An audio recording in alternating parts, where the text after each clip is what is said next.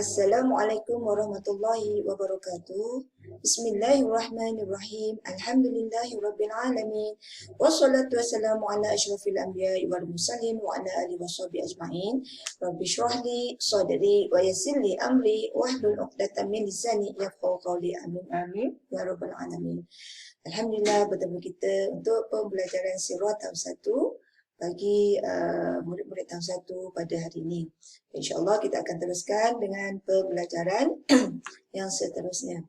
Baik anak-anak boleh rujuk buku teks sirah yang berwarna oranye ni seperti yang saya dah terangkan. Ya, baik, boleh terus buka pada muka surat yang pertama. InsyaAllah kita akan sambung pengertian sirah. Baik, pada pembelajaran yang lepas saya dah ajar pengertian sirah dari segi bahasa. Kita ulang sikit pengertian sirah dari segi bahasa. Apa-apa kisah benar tentang kehidupan Nabi Muhammad sallallahu alaihi wasallam. Baik, pada begini insya-Allah kita akan teruskan dengan pengertian sirah dari segi istilah. Baik, dah bersedia anak-anak? InsyaAllah dah bersedia ya. Baik, Ustazah akan baca dan kamu ikut apa yang Ustazah baca dan kemudian Ustazah akan terangkan apa yang telah kita baca tadi. Okey, bersedia? Baik, kita mulakan ya. Pengertian sirah dari segi istilah.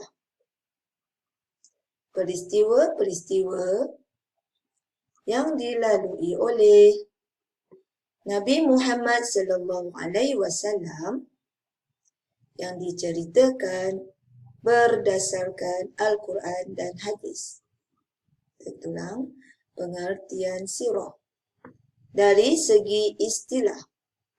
Peristiwa-peristiwa yang dilalui oleh Nabi Muhammad sallallahu alaihi wasallam yang diceritakan berdasarkan Al-Quran dan hadis. Lagi sekali ikut saya baca. Pengertian sirah dari segi istilah.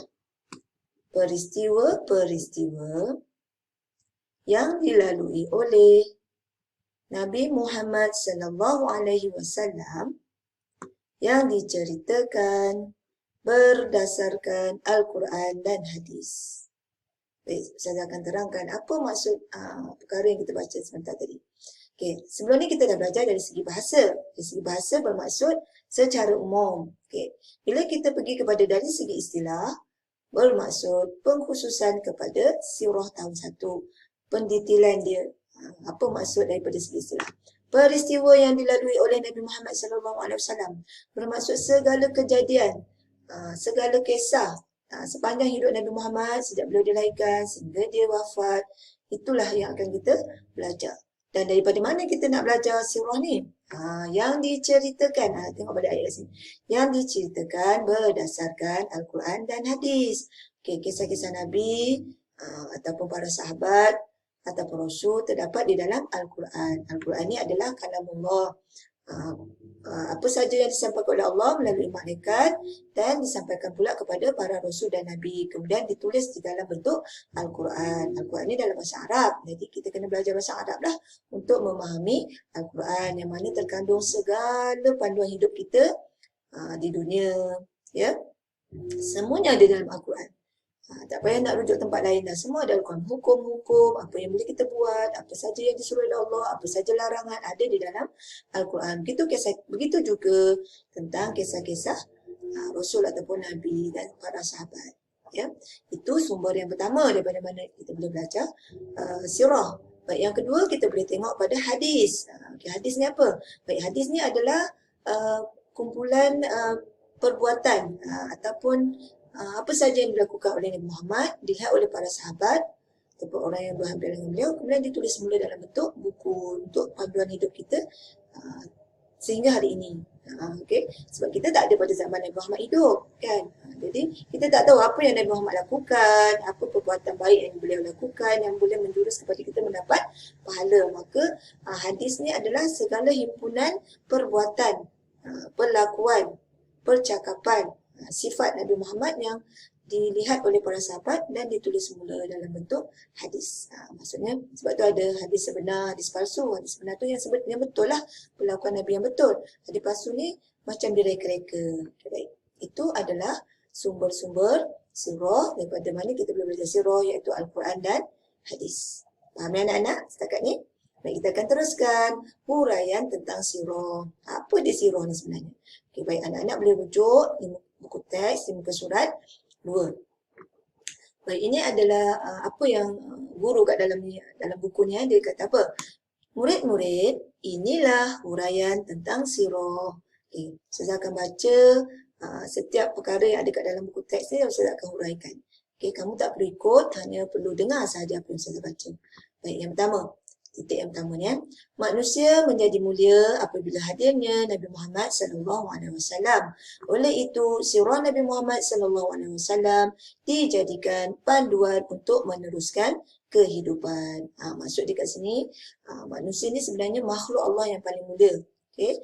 Allah turunkan ataupun hantar, utuskan manusia ke muka bumi ini untuk meneruskan kehidupan dan berbakti kepada Allah lah.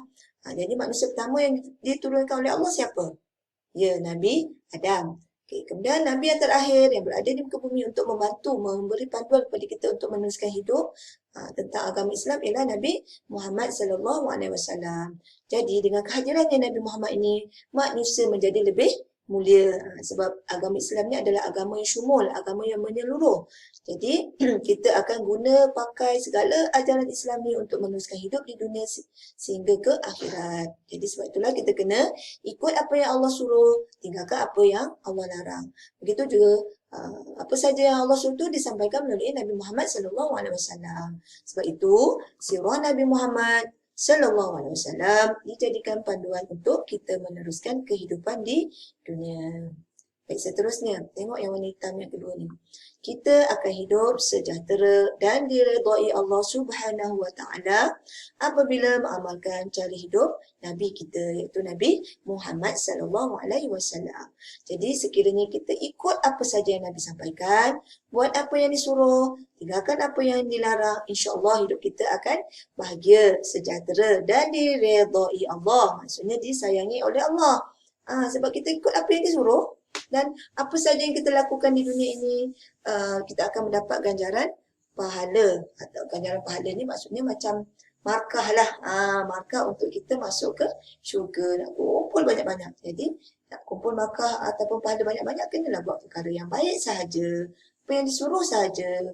Apa yang Nabi Muhammad biasa buat sahaja. Maka insyaAllah kita akan dapat banyak pahala dan akan membawa kita ke syurga insyaAllah. Tak ada siapa pun nak masuk neraka kan. Neraka tu maksudnya kita kumpul banyak markah untuk buat perkara yang tak baik. Dapat dosa, bila dapat dosa masuk neraka. Jadi Ustazah percaya, nak semua tak nak masuk neraka, semua nak masuk syurga, betul kan? Jadi bila nak masuk syurga, kena kumpul banyak pahala. Macam mana nak kumpul banyak pahala? Buat apa yang disuruh, tinggalkan apa yang dilarang, yang tak boleh buat. Faham anak-anak? Baik, kita teruskan. Huraian yang terakhir untuk kali ini ialah, kita tengok titik yang ketiga ni. Sirah membolehkan kita memahami sebab-sebab Nabi Muhammad SAW diutuskan kepada kita. Bila kita belajar sirah, kita akan lebih faham kenapa Nabi Muhammad diutuskan oleh Allah untuk kita, untuk membawa ajaran Islam kepada kita. Okay. Hal ini supaya umat Islam dapat mencontohi apa sahaja. Kita dapat contohi apa sahaja daripada segi apa? Yang pertama, perbuatan Nabi Muhammad SAW. Okay, contoh perbuatan Nabi Muhammad. Nabi Muhammad SAW apabila beliau hendak makan, sebelum makan beliau akan apa? Pertama sekali basuh tangan, bersih-bersih kan. Sekarang ni kita di zaman pandemik ni, lagi kita kena jaga kebersihan kita. Okay, basuh tangan bersih-bersih, cuci-cuci dengan sabun. Lepas tu, okay, tangan dah bersih, lap dulu. Dan barulah kita boleh makan. Baik, sebelum makan nak buat apa lagi? Baca Bismillah. Bismillahirrahmanirrahim. Lepas tu baca doa makan. Okay, duduk. Yang penting duduk. Itu perbuatan Nabi Muhammad. Okay, lepas makan, baca doa lagi. Syukur Alhamdulillah, kenyang dah makan. Itu contoh perbuatan Nabi Muhammad yang kita boleh ikut. Okey, lagi daripada segi apa? Perkataan. Okey, gunakan bahasa yang baik. Supaya apa saja kata-kata yang keluar daripada mulut kita itu tidak menyakitkan hati orang lain. Tidak menyedihkan orang lain. Tidak menyentuh perasaan orang lain yang membuatkan beliau sedih. Membuatkan orang marah. Jadi kita kena jaga tutur bahasa kita. Gunakan perkataan tolong. Contoh ibu, saya macam nak minum lah. Boleh tak tolong ibu tolong buatkan air? Itu kita gunakan perkataan tolong. Nak minta tolong orang kan. Jadi gunakan bahasa yang elok. Jangan cakap kasar dengan ibu. Ibu buat air ibu. Dahaga ni. Itu perkataan yang kasar yang mungkin akan menyinggung perasaan ibu kita. Tapi kalau kita guna perkataan, ibu tolong buat air ibu. Ibu kita pun, yalah nanti ibu buatlah.